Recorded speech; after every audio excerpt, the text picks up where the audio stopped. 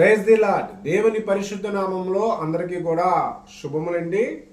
ప్రతిరోజు మన యొక్క రక్షణ వాక్య కార్యక్రమంలో పరిశుద్ధ గ్రంథంలో పొందపరిచినటువంటి క్రొత్త నిబంధనలోని లోకా సువార్త 7 అధ్యాయాలను దేవుడు ఇచ్చినటువంటి గొప్ప సిద్ధపాటు చొప్పున మనం అందరము కూడా కలిసి ఈ యొక్క అధ్యాయాలలో పొందపరిచినటువంటి దేవుని యొక్క బోధల యందుగాను దేవుడు చేసిన అద్భుత కార్యాలను దేవుడు బయలుపరిచినటువంటి గొప్ప విషయాలను మనం నిత్యము ధ్యానించుకోవడం జరుగుతుంది. ప్రియమైన క్రైస్తవ బిడ్డలారా, మరి ఈ యొక్క గొప్ప సహాయమును అదేవిధంగా మన యొక్క రక్షణ వాక్య కార్యక్రమం ద్వారా అనేకులకు మన యొక్క సువార్తను తెలియజేసే క్రమంలో మీరు అందరూ చేస్తున్నటువంటి సహాయాన్ని బట్టుగాను మీ అందరికీ కూడా ప్రత్యేకమైనటువంటి కృతజ్ఞతలు. మీరందరూ కూడా మన యొక్క ఛానల్ని సబ్స్క్రైబ్ చేసుకొని లైక్ చేసి ఇతరులకు సువార్తను తెలియజేసే క్రమంలో ఈ యొక్క ఆన్లైన్ పరిచర్యలోని మీరందరూ కూడా పాలిభాగస్తులవి సువార్తను కూడా మీ వంతుగా మీరు ఇతరులకు తెలియజేసినట్లయితే దేవుని యొక్క ఆశీర్వాదాన్ని దేవుడిచ్చు ఫలమును మనం పొందిన వారము అవుతాము. మరి నేటి దినము మన యొక్క రక్షణ వాక్య కార్యక్రమంలో మనము నేటి దినము ధ్యానించుకోబోయేటువంటి అధ్యాయము లోకా సువార్త 8వ అధ్యాయం. ఈ అధ్యాయంలో మనం మొత్తంగా చూసుకున్నట్టయితే 56 వచనాలు కలిగినటువంటి ఈ అధ్యాయాన్ని మనము 6 భాగాలుగా మనం మాట్లాడగలిగినట్టయితే ఈ అధ్యాయంలో ప్రభువైన యేసుక్రీస్తుల వారు చేసినటువంటి అద్భుత కార్యాలు కానీ, ఆయన బోధించినటువంటి విషయాలు కానీ, ఆయన చేసిన కాబట్టి స్వస్థతల విషయాల పట్ల మనకి పూర్తి అవగాహన మనము పొందుతాం. ప్రియమైన క్రైస్తవ బిడ్డలారా, మరి ముందుగా మనం చూసుకున్నట్టయితే ఈ యొక్క 56 వచనాల్ని ఎన్ని భాగాలుగా మనము వివరించుకోగలిగినట్లయితే మొదటగా చూస్తే 1వ వచనం నుంచి 3వ వచనం వరకు చూస్తే యేసునకు పరిచర్య చేసినటువంటి స్త్రీల గురించి ఈ యొక్క భాగంలో పొందపరచడం జరిగింది. ఆ తర్వాత 2వ భాగం మనం చూసుకుంటే 4 నుంచి 18 వచనాల్లో విత్తువాని గురించి ఒక ఉపమానం గురించి ఇక్కడ పొందపరచడం జరిగింది. ఆ తర్వాత 3వ భాగంగా మనం చూసుకుంటే 19 నుంచి 21 వచనాల్లో తండ్రి చిత్తము చొప్పున చేయువాడే నిజమైన సహోదరుడు అనే మాటలు ఈ యొక్క భాగంలో పొందపరచడం జరిగింది. 4వ భాగం మనం చూసుకున్నట్టయితే 22 నుంచి 25 వచనాల్లోని తుఫానును గద్దింపగా అది నిమ్మలమాయను. 5వ భాగంగా మనం చూసుకున్నట్టయితే 26 నుంచి 39 వచనాలలో గెరాసీనుల దేశములో దెయ్యము పట్టినవాడు బాగోవుట. చివరగా 6వ భాగం చూసుకుంటే 41 నుంచి 56 వచనాలలో యాయిరు కుమార్తె బ్రతుకుట, అదేవిధంగా రక్తస్రావం గల స్త్రీ బాగుపడుట.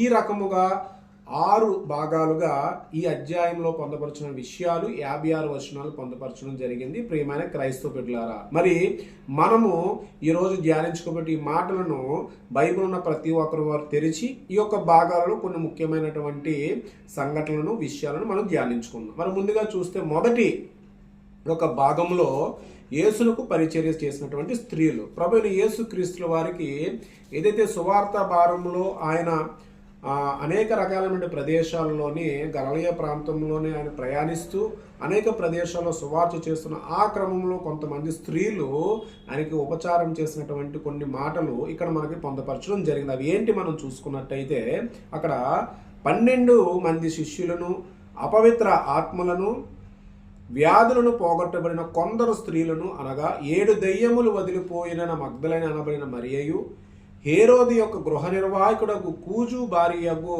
యెహోన్నాయును, సుసన్నయు ఆయనతో కూడా ఉండిరి. వీరును ఇతరులు అనేకులు తమకు కలిగిన ఆశతో వారికి ఉపచారం చేయుచు వచ్చిరి. హల్లెలూయా. అక్కడ కొంతమంది స్త్రీలు ఏదైతే ప్రభువైన యేసుక్రీస్తుల వారిని దగ్గర నుండి చూసినటువంటి స్త్రీలు, ఆయన ద్వారా అనేకులకు స్వస్థత కలిగినటువంటి అనేకమైనటువంటి విషయాలు ఆయనతో పాటు కలిసి ఉన్నటువంటి కొంతమంది స్త్రీల యొక్క వివరణ, వారి యొక్క పేర్లు ఈ రకంగా ఇక్కడ మనకి ఇవ్వడము జరిగింది. వారి యొక్క ఆస్తిలోను కూడా కొంత భాగాన్ని ప్రభువైన యేసుక్రీస్తుల వారి యొక్క ఉపచారానికి ఉపయోగించడం అనేది, అదేవిధంగా నేటి సంఘాలలో కానీ అనేకమైన విషయాలలో సంఘాల్లో స్త్రీల యొక్క పాత్ర ఏ స్థాయిలో ఉన్నది అనేది వాక్యానుసారంగా మనం తెలుసుకోవడమే కాకుండా స్త్రీల ఉపచారము గొప్పదిగా ప్రభువైన యేసుక్రీస్తు వారు ఇక్కడ తెలియచేయడం జరిగింది. ఆ తర్వాత మనం చూసుకుంటే 2వ భాగంగా 4 నుంచి 18 వచనాల్లో ఉపమాన రీతిగా విత్తనము విత్తువాని యొక్క ఉపమానం గురించి ఇక్కడ పొందపరచడం జరిగింది. ఈ యొక్క ఉపమానము మనం మత్తయి సువార్తలోని మనం చూసి ఉన్నాము, మార్కు సువార్తలోని మనము చూసి ఉన్నాం. కాబట్టి ఇక్కడ మనం గమనించినట్లయితే ఈ యొక్క విత్తువాని యొక్క ఉపమానం గురించి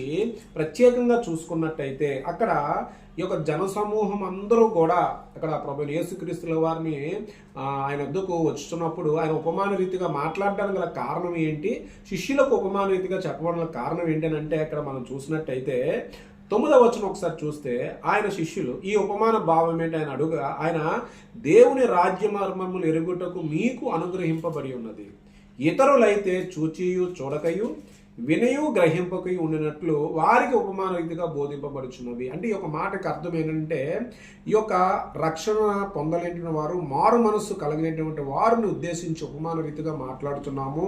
ఎందుకంటే వారు ఇక్కడ చూచియు చూడకయు వినియు గ్రహింపుకు ఉన్నటువంటి వ్యక్తులను ఉన్నారు కాబట్టి ఉపమాన రీతిగా మాట్లాడే ఒక క్రమం మీకు అర్థమయ్యే విధంగా నేను మాట్లాడుచున్నానని చెప్పి ఆయన చెప్పడం జరిగింది. అయితే ఏంటి ఆ ఉపమానం అని చూస్తే విత్తనములో విత్తువాడు బయలుదేరాడు. అవి విత్తుచుండగా కొన్ని త్రోవకు పడినటువంటి విత్తనాలు, అదేవిధంగా కొన్ని రాతి నేలను పడినటువంటి విత్తనాలు, మరికొన్ని ముండ్ల పొదలో పడినటువంటి విత్తనాలు, అదేవిధంగా మంచి నేలను పడినటువంటి విత్తనాలు. ఆల్రెడీ దీన్ని మనం మత్తయి సువార్తలను మనము మాట్లాడుకోవడం జరిగినటువంటి అంశాన్ని మనము మత్తయి సువార్తలను కూడా తెలియజేయడం జరిగింది. ఆ రకంగా చూస్తే ఒక విత్తనము దేవుని యొక్క వాక్యమును ఉద్దేశించి త్రోవ పక్కన పడిన వారట వినువారు కానీ నమ్మి రక్షక పొందుకున్నట్టు అపవాది వచ్చి వారి హృదయముల నుండి వాక్యం ఎత్తుకొని పోవును. రెండవది రాతి నేల నుండి వారెవరనగా వినునప్పుడు వాక్యమును సంతోషముగా అంగీకరించు వారు గాని వారికి వేరు లేనందున కొంచెంకాలము నమ్మి శోధన కాలంలో తొలగిపోదురు. ఏదైతే కష్టాలు వచ్చినప్పుడు ఈ యొక్క శోధన సమయాల్లోని శ్రమలలోని వారు తొలగిపోదురు. ఆ విధంగా చూస్తే మూడవదిగా ముండ్ల పొదలో పడినటువంటి విత్తనములు వారెవరనగా విని కాలము గడుచుకొనిది ఈ జీవ సంబంధమైన విచారముల చేత ధనభోగముల చేత అణిచివేయబడి పరిపక్వముగా ఫలింపని వారు. ఏదైతే ధనాపేక్ష కలిగి ఉండి లోక సంబంధమైన రీతి ఆ యొక్క అపవాది చేత శోధించబడినప్పుడు ఖచ్చితంగా వారు వాక్యాన్ని విడిచి వెళ్ళిపోయేవారు. ఇకపోతే నాలుగవదిగా చూసినట్లయితే మంచి నేల నుండి విత్తనమును విత్తిన వారు ఎవరనగా మంచి మనస్సుతో వాక్యం విని దానిని అవలంబించి ఓపికతో ఫలించువారు. ఈ మాదిరిగా అక్కడ ఈ యొక్క ఉపమానం యొక్క అర్థాన్ని ప్రభువైన యేసుక్రీస్తుల వారు శిష్యులకు తెలియజేసే క్రమంలో ఈ యొక్క మాటలను తెలియజేయడం జరిగింది. వాక్యమును స్థిరముగా నిర్మించుకునే హృదయ స్థానాలలోని ప్రతి ఒక్కరు వాక్యానుసారంగా నడిచించే ప్రతి ఒక్కరూ మంచి విత్తనాల వలె ఫలించి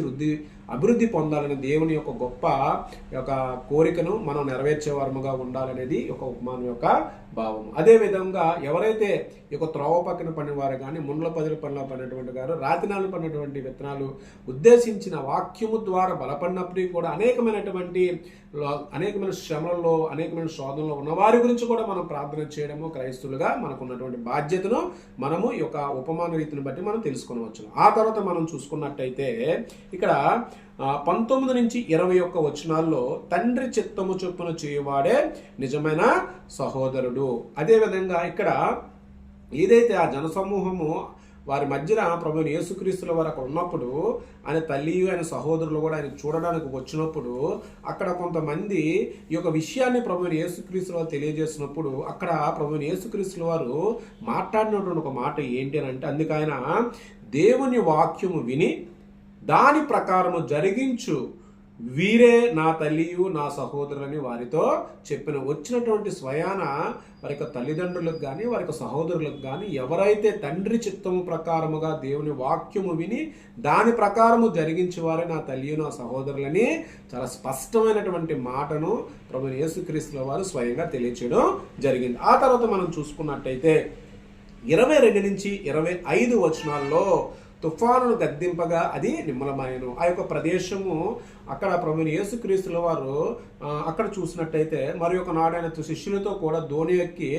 ఆదరికి పోదుమని చెప్పగా దోణల ప్రభుని యేసుక్రీస్తుల వారు ప్రయాణం చేస్తున్న సమయంలో ఆ యొక్క ఈదురుగాలులు రావడము, తుఫాను హెచ్చరికలు కనబడడం వల్ల అక్కడ ప్రభుని యేసుక్రీస్తుల వారిని వారు భయపడుతున్నారని చెప్పి వారిని ప్రభుని యేసుక్రీస్తుల వారిని ప్రభువా నశించిపోవచ్చున్నామని చెప్పి ఆయనను లేపడం జరిగింది. ఆయన ఆ సమయంలో ప్రభుని యేసుక్రీస్తుల వారు శిష్యులను ఉద్దేశించి మాట్లాడిన మాట, మీ విశ్వాసం ఎక్కడా అని వారితో అనెను. అయితే వారు భయపడి ఆయన గాలికి నీళ్లకును ఆజ్ఞాపింకా అవి లోబడుచున్నవే, ఈయన ఎవరో అని ఒకరితోనొకడు చెప్పుకొని ఆశ్చర్యపడి. ఎప్పుడైతే ఈ యొక్క తుఫానును ప్రభు యేసుక్రీస్తుల వారు నిమ్మల కమ్మను అని గట్టిగా ఆయన గద్దించినప్పుడు తుఫాను అనేది ఆగిపోవడం జరిగింది. ఈ యొక్క విషయాలను అంటే ఇక శిష్యుల యొక్క అల్ప విశ్వాసాన్ని దేవుడు ఆ యొక్క అద్భుత కార్యం ద్వారా ప్రత్యక్షపడినటువంటి మాటలను ఇక్కడ పొందపరచడం జరిగింది. ప్రియమైన క్రైస్తవ బిడ్డలారా, ఆ తర్వాత మనం చూసుకున్నట్టయితే 26 నుంచి 39 వచనాల్లో ఏదైతే ప్రభుని యేసుక్రీస్తుల వారు ఆ ఒడ్డు నుంచి గెరాసీనుల ఒక ప్రదేశంలోకి వచ్చినప్పుడు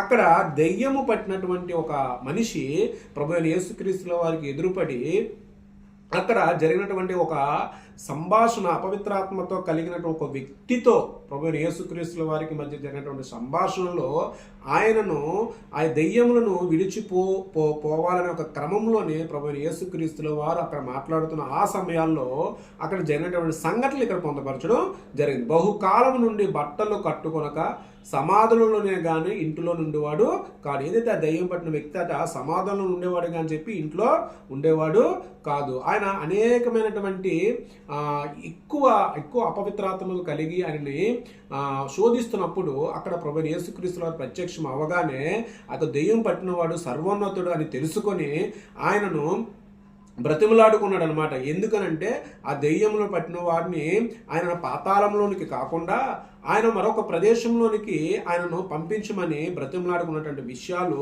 ఇక్కడ పొందపరచడం జరిగింది. అప్పుడు ప్రభువైన యేసుక్రీస్తుల వారు ఆ యొక్క అపవిత్రాత్మ పట్టిన వాడిని కొన్ని ప్రశ్నలు కూడా అడగడం జరిగింది. అదేంటో మనం చూస్తే 31 యేసు నీ పేరేమని వాడిని అడుగుగా చాలా దెయ్యములు వానిలో చొచ్చి ఉండెను గనుక వాడు తన పేరు సేన అని చెప్పి పాతాళములోనికి పోవుటకు తమకు ఆజ్ఞాపించవద్దని ఆయనను వేడుకొనెను. ఆ తర్వాత ఈ యొక్క సంభాషణ జరుగుతున్న సమయంలో అక్కడ ఉన్నటువంటి విస్తారమైన 19 మంద కూడా మేచుండు గనుక వాటిలో చొచ్చుటకు తనకు సెలవు ఇమ్మని ఆయనను వేడుకొనగా, అంటే అపవిత్రాత్మ పొందినటువంటి ఆ వ్యక్తి, అక్కడ అపవిత్రాత్మ కాదు అపవిత్రాత్మ పొందినటువంటి ఒక వ్యక్తి అక్కడ ప్రభువైన యేసుక్రీస్తును వేడుకొనగా ఆ మనిషిని విడిచిపోయి పందుల్లో చొచ్చిన గనక ఆ మంద ప్రాప్తం నుండి సరస్సులోని వడిగా పరిగెత్తి ఊపిరి తిరగక చచ్చెను.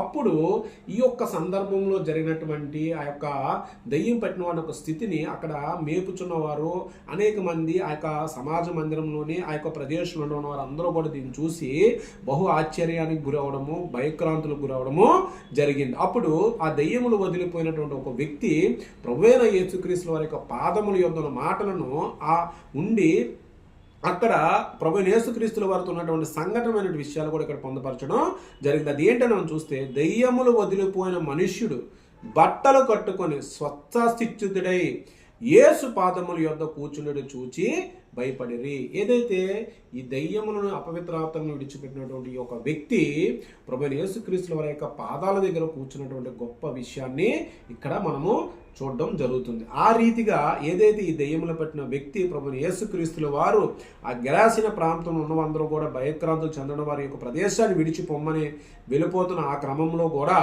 ఆ దెయ్యము పట్టినటువంటి ఒక వ్యక్తి ప్రభువైన యేసుక్రీస్తుల వారిని వెంబడిస్తాను అని చెప్పినప్పుడు అక్కడ ప్రభువైన యేసుక్రీస్తుల వారు చెప్పినటువంటి ఒక మాట చివరగా మనం చూస్తే, అయితే ఆయన నీవు నీ ఇంటికి తిరిగి వెళ్ళి దేవుడు నీకెట్టి గొప్ప కార్యములు చేసెనో తెలియజేయమని వానితో చెప్పి వానిని పంపివేశను.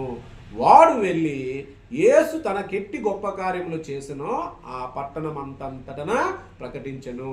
హల్లెలూయా. దేవుడు చేసినటువంటి గొప్ప కార్యములను ఆ దెయ్యం పట్టినటువంటి ఆ వ్యక్తి అక్కడ ఉన్నటువంటి సమస్త జనులందరూ కూడా ప్రకటించడము జరిగింది. ఆ తర్వాత మనం చూసుకున్నట్టయితే 41 నుంచి 56 వచనాల్లో మనం చూసుకున్నట్టయితే యాయీరు కుమార్తె బ్రతుకుట, రక్తస్రావం గల స్త్రీ బాగుపడుట. ఇక్కడ 2 విషయాలు మనం గమనించాలి. యాయీరు కుమార్తెను ప్రభువైన యేసుక్రీస్తుల వారు స్వస్థతపరచడానికి బయలుదేరి వెళుతున్న క్రమంలో ఆ యొక్క మార్గములో ఈ యొక్క 12 రక్తస్రావంతో బాధపడుతున్న ఒక స్త్రీ కూడా అక్కడ స్వస్థత పరచడము, ఆ తర్వాత మరలా ప్రభువైన యేసుక్రీస్తుల వారు ఆ యొక్క కుమార్తెను ఏ మాదిరిగా స్వస్థత చేశారని గొప్ప విషయాలు, అద్భుత విషయాలను ఇక్కడ మనకు పొందపరచడం జరిగింది. ఏదైతే ఇక్కడ మనం చూసుకున్నట్టయితే జనసమూహంలో ఆయన కొరకు ఎదురు చూచుచున్నాను కనుక యేసు తిరిగి వచ్చినప్పుడు వారు ఆయనను చేర్చుకున్నరి.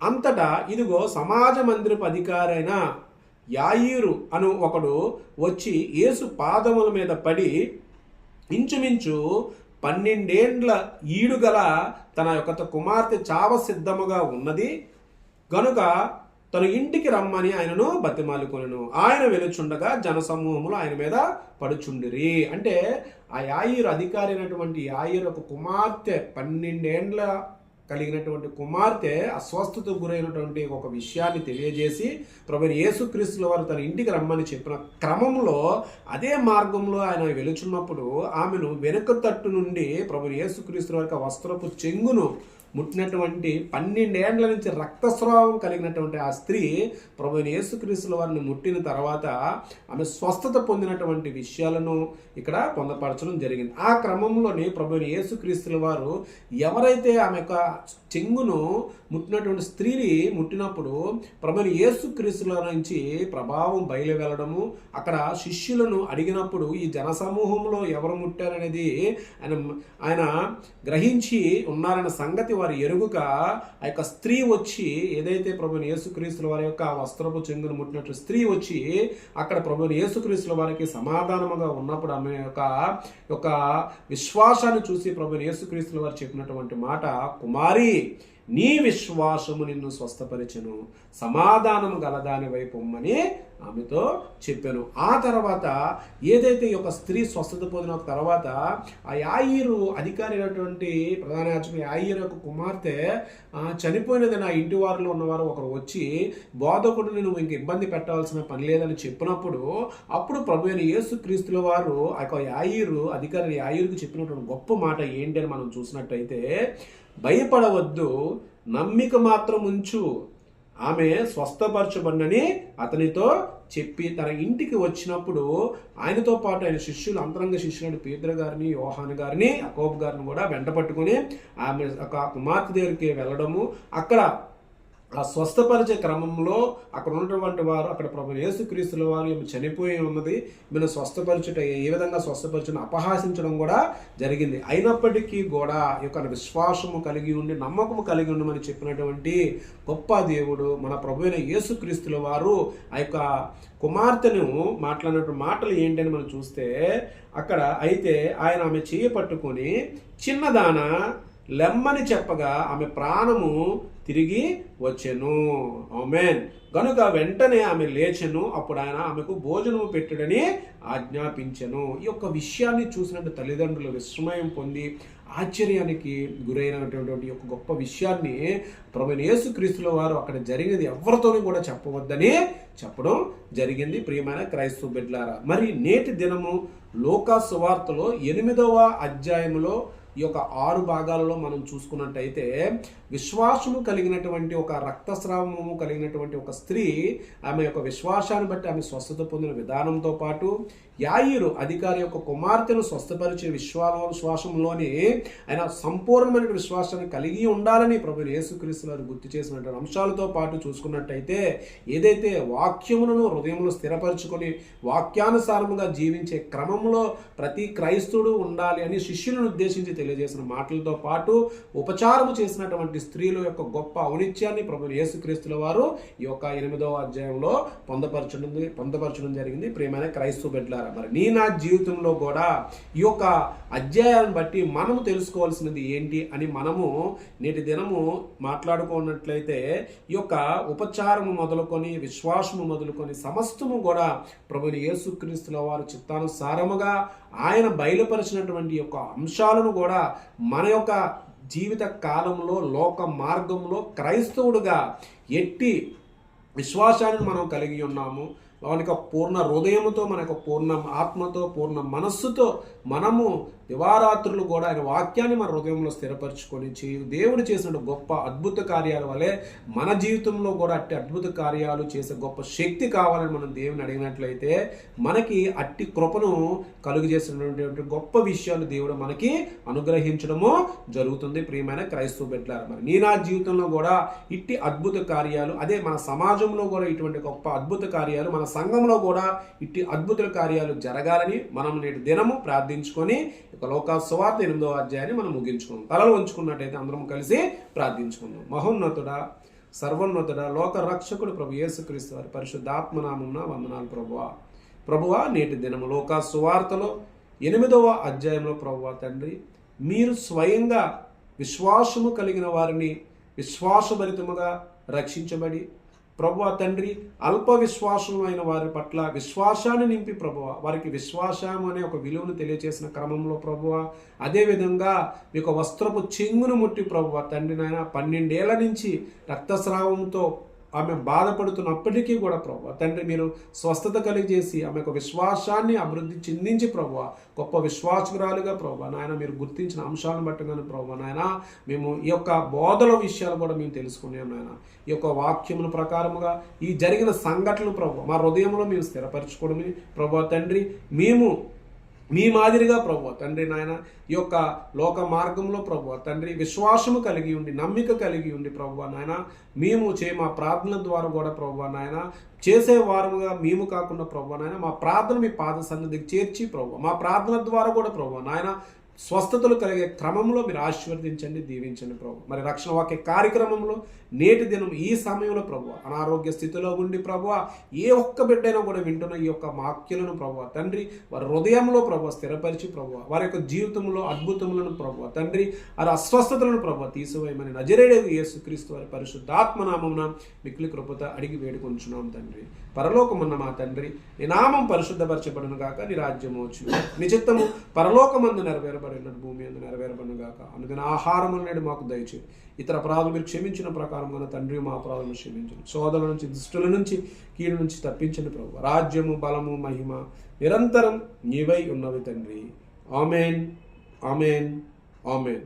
ప్రియమైన క్రైస్తవ బిడ్డలారా, మరి నేటి దినం మన యొక్క రక్షణ వాక్య కార్యక్రమంలో మనము ధ్యానించుకున్న మాటలు మన యొక్క జీవితాల్లో ఫలింపు చేయాలని పరిశుద్ధ గ్రంథ లేఖనాలను ప్రతిరోజు కూడా ఒక 30 నిమిషాలు లేక ఒక గంట సమయము దేవునితో మీ యొక్క జీవితాన్ని మీరు గడిపి మీ యొక్క అనుదిన జీవితాలలో ఒక మార్గంలో దేవుని చిత్తానుసారంగా గొప్ప సంతోషమును కృపను మీరు పొందాలని మనస్ఫూర్తిగా కోరుకుంటూ రక్షణ వాక్య కార్యక్రమం ద్వారా సమస్త జనులందరూ కూడా నేటి దినము సంతోషముతో మీ యొక్క క్రియలను ప్రారంభించాలని మనస్ఫూర్తిగా కోరుకుంటున్నాను. ఆమేన్.